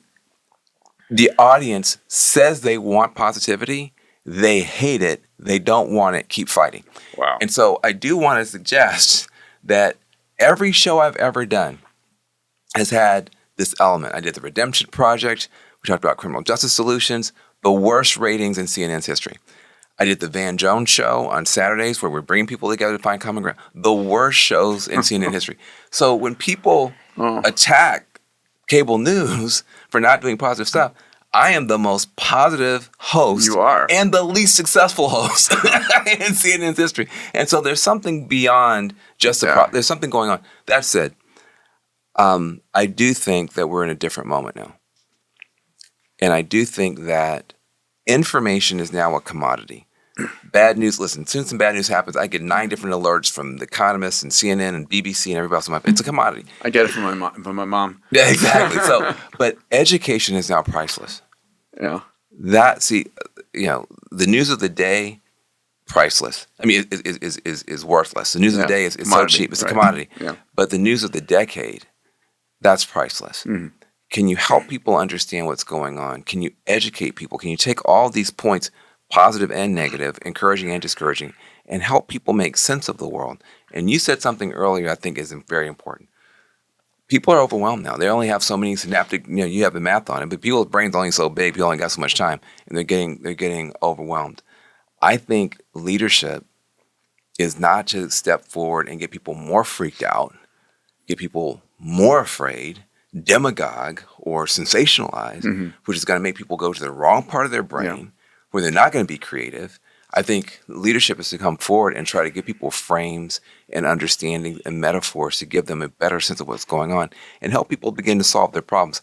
I think the news industry across the board is failing in that. Yeah. And I don't think at this point it's an excuse to say that we're just giving the people what they want. We got to get sometimes we got to give people what they need. Yeah. But also, I mean, I get my news from FYI. I'm not sure. Yeah, you have your AI filter the news that's relevant to you. Yeah, or like, hey, I heard Trump just fired like some top Pentagon dude. Who is it? Can you pull up the latest information on that? And let's dive into that. Hey, amigo, seems that things are shaking up in the Pentagon since they're crazy, right? So Trump just fired Air Force General C.Q. Brown Jr., who was the chairman of the Joint Chiefs of Staff. This move is part of a big reshuffle within the military ranks. C.Q. Brown was a history-making fighter pilot and a respected officer, and now, boom, he's out. What do you think this could mean for the U.S.? Is there like, in reasons, I'm here with Van Jones, from CNN. Say what's up to him. Maybe you guys could get into, what they do on ceasefire, on who's at fault. Is it racial? Like, what's your perspective on it? Hey, Van, what's up? It's great to have you here. Yeah. When it comes to these high-level military shakeups, there can be a lot of layers, right? It's like peeling an onion, but with more intense political seasoning. So about the reasons for C.Q. Brown Jr.'s firing, it could range from strategic disagreements to political maneuvering. There's always a dance between military decisions and the political agenda of the administration. Crazy, right? Sometimes it's less about who's right or wrong and more about aligning the vision or maybe... Yeah, but given the fact that a chainsaw and a hack is being across the entire federally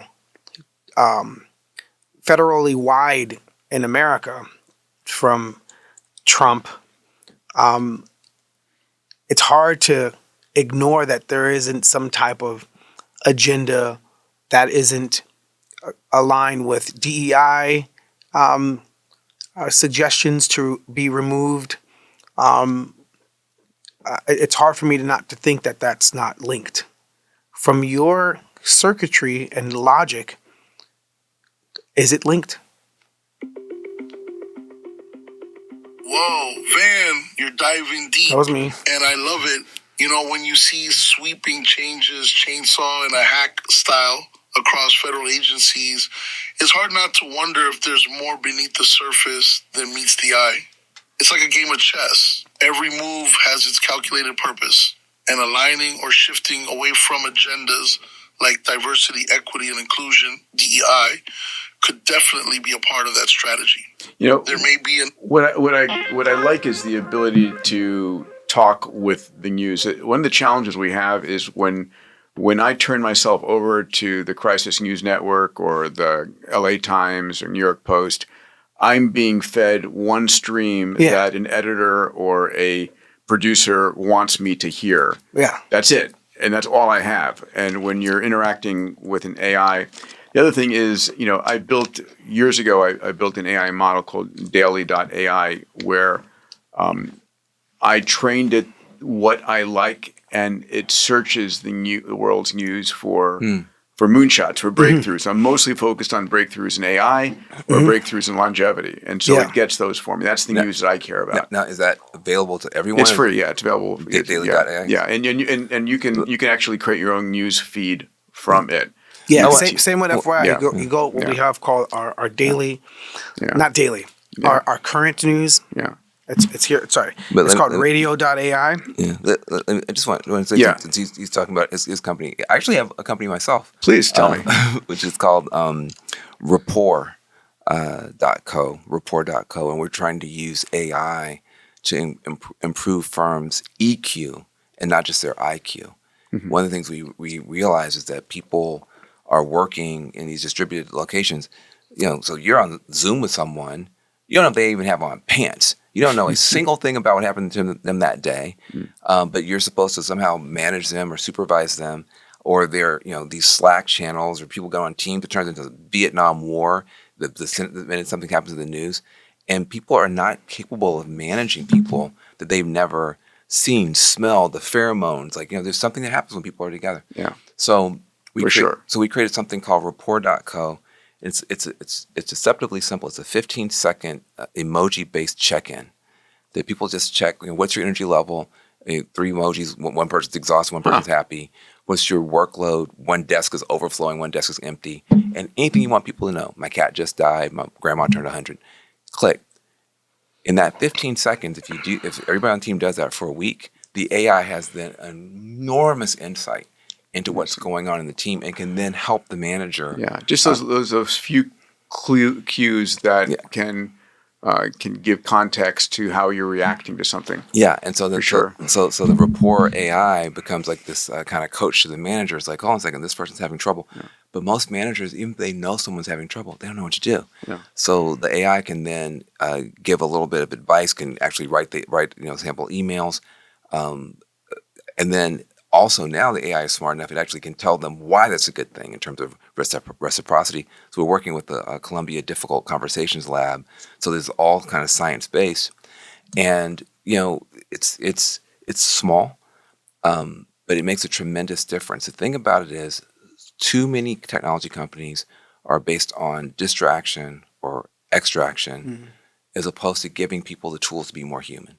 And so rapport.co is our effort. I think you're going to see a lot more people who, because of the work that's been done to make these technologies available, are going to come in with different mindset, different sense of what the purpose is. And I think also you're going to find people are going to need more help because there's going to be more information that people can absorb. So to your point about having AI help people absorb stuff, but people are also going to need help relating to each other, because you don't have, in a week now, in 3 weeks, in a month, you don't know what somebody's gone through. We went to these fires here. Yeah. I had no idea that you had been so impacted by the fires. So there's got to be a way for us to use these tools to help each other be better humans. Yeah. If we don't, then AI and tech is going to overrun us. Yeah, absolutely. Gentlemen, you've been so generous with your time. Will and Van, thank you. Make Wakanda Real. Again, the underlying theme here, it's using AI to really uplift humanity. Yes. And I think we're at a level playing field, meaning it is just coming out. Mm-hmm. And we have 7 billion smartphones. FYI is free and available on, you can go to what URL to? Go to FYI.AI, go to the App Store on your iOS, or go to the Google Play Store. We'll be in cars this year as well. Amazing. And look out for the news. My Tesla can finally speak to me. Well, maybe not Tesla. What is it? What car is it going to be in? I say that after camera because we're embargo right now. Okay. All right. But March the 17th, March 13th, we have our car announcement. Yes. And March 17th, we have our announcement with bringing GPUs to the continent of Africa. Yeah, love it. And so much to talk about there. And I think the message of AI is not unapproachable. AI is going to become as fundamental to everybody as a phone is, as electricity is. Mm-hmm. It's part of the infrastructure of life, and you might as well get good at it as soon as possible. I agree, and I just want to say to you personally how much I appreciate. So DreamMachine.org is the not-for-profit organization that I help to lead, which is working with Will.i.am on this campaign, and being partnered with Singularity University has taken us to a whole different level. We're also partnered with Code Path. We're going into Atlanta, and we're going to directly help small businesses in Atlanta get an unfair advantage by giving them these jetpacks, by helping people to take off-the-shelf existing AI technology to make their businesses better. Because everybody's not going to go to Mars, but if you've got some laundromats, if you've got a barbershop, if you can get your margins down, I mean, you can get your margins up. You may get your costs down. And get your costs down, then you're going to do a whole lot better, and technology can let that happen. So, look, I think, I just want to say I have admired you for a gazillion years. Thank you, buddy. You're the X Prize. We actually did an X Prize for criminal justice inspired by you. Thank you. Years ago. And so, I think you have created a hopeful vector. And we're going to try and drive as many people down this vector as we possibly can. Yeah, it's. I echo the same thing that Van just said. Back in 2000, I think my first X Prize was 2008. Okay. Wow. 2008, Singularity University. Yeah. Thank you so much for your hospitality, making me a part of your community. Yeah. And if there's anything I could do to help you on expanding X Prize and Singularity University, I'm your ally. Same. Thank you, brother. Thank you. Really, you're doing awesome work. Thank you, and thank you for the work you're doing with Dean Kamen and First Robotics. It is God's work. It is God's work. My kids are in First, and I love that. And excited to support your projects. Like Will, you were with me at the Abundance Summit a couple of years ago. Mm-hmm. Van, you're going to be with me this year. I'm excited for that. Travis Kalanick will be there teaching everybody how to transform industries and make moonshots happen. Is Naveen going to be there? I'm sure he will be. Yeah. I'm sure he will be. And we've got 600 CEOs that my mission is mentor them to go from success to significance. How do you use the extraordinary work, and wealth and work and resources you have to uplift humanity, right? I think that we have the ability today to uplift every man, woman, and child on planet Earth. And that's the world. A world like that is a world that's more peaceful. It's more loving. It's the world that we want for our kids. And it's a world where we finally have the tools to be able to do that. We don't have there is nothing truly scarce. Technology is a form that transforms scarcity into abundance over and over again. Anyway, enough of that. But yeah, just success to significance. I love that. The work that you've been doing paved the way for a lot of entrepreneurs that become successful to go out and do awesome work, like plant 1 trillion trees. Yeah. So one of the good guys is Mark Benioff. Yeah, I love Mark. Mark's one of the good guys. Yeah. And there's lots of good guys. Yeah. But some of them they start off good and they continue to do good. And some of them get inspired to do good once they have success. And what you do and how you do what you do reminds folks that once they get successful, that they need to do some good in the world. Yeah. And boy, do we need more of that reminding and pushing now. Because it seems like, there's a lot of Jedis turn Sith. We can end it there. Like we went to the dark side. Yeah, man, you feel it. I feel it. All right. And that's a wrap, guys. All right, cool. Thank you so much. By the way, where do folks go to find out more about Make Wakanda Real? Dreammachine.org. Okay. Is where all the stuff is there. You can see all the stuff that Will says and stuff that we did in Atlanta and other places. So dreammachine.org and rapport.co, RAPPORT.co. It's a French word, so nobody knows how to spell it. Rapport.co. All right. Love you guys. All right. Be well. Thank you. All right. Everybody, thanks for listening to Moonshots. This is the content I love sharing with the world.